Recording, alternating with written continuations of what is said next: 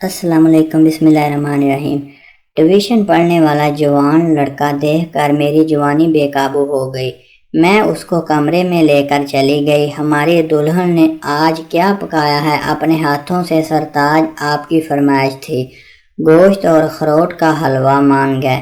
شادی کو 7 دن ہوئے تھے کہ ماجد نے فرمائش کر دی، کل تمہارے ہاتھ کا بنا ہوا کھانا کھاؤں گا۔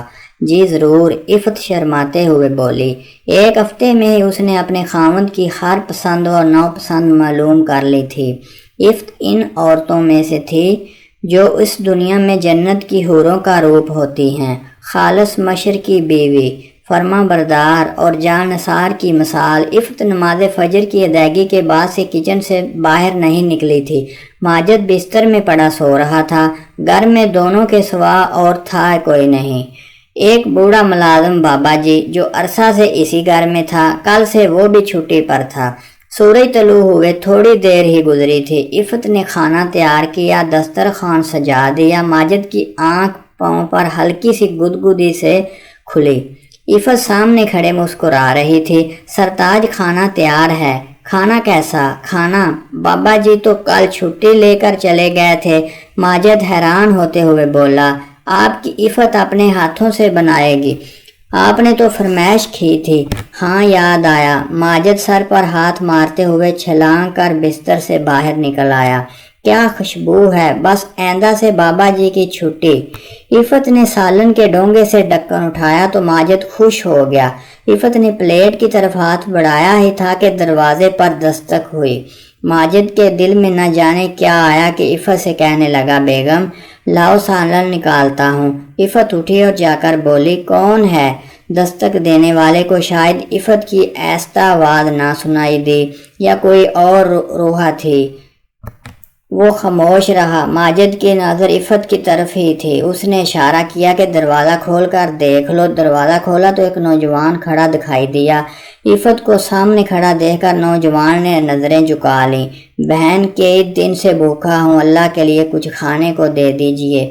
عفت نے اپنی ساس سے مل کر کھانا تیار کیا۔ رضوان بھی آ گیا۔ عفت پلیٹوں میں سالن نکال رہی تھی کہ دروازے پر دستک ہوئی۔ رضوان اٹھنے ہی لگا تھا کہ دروازے پر دستک ہوئی اور باہر سے آواز آئی، اللہ کے نام پر کچھ کھانے کو دے دو۔ رضوان بیٹا، یہ سالن اور روٹیاں فقیر کو دے آؤ۔ زینت خاتون اپنے بیٹے سے مخاطب ہوئی، ٹھہری امی جان، میں جاتی ہوں۔ کسی انجانے احساس کے تحت عفت اٹھ کھڑی ہوئی، کھانا لے کر دروازے تک پہنچی اور دروازہ کھول کر کھانا باہر موجود فقیر کو دینے لگی تھی کہ چکرا کر گر گئی۔ برتن گرنے کی آواز سن کر ماجد بھاگتے ہوئے دروازے پر پہنچا۔ عفت جو اپنا چہرہ دونوں ہاتھوں میں چھپائے رو رہی تھی۔ کیا ہوا؟ رضوان کو سمجھ نہیں آ رہی تھی اسے کیا ہو گیا ہے، کیا بات ہے، کیوں رو رہی ہے۔ زینت خاتون نے کہا تھا کہ بیٹا میں ساری زندگی اپنے گھر سے کسی فقیر کو خالی ہاتھ نہیں جانے دیتی۔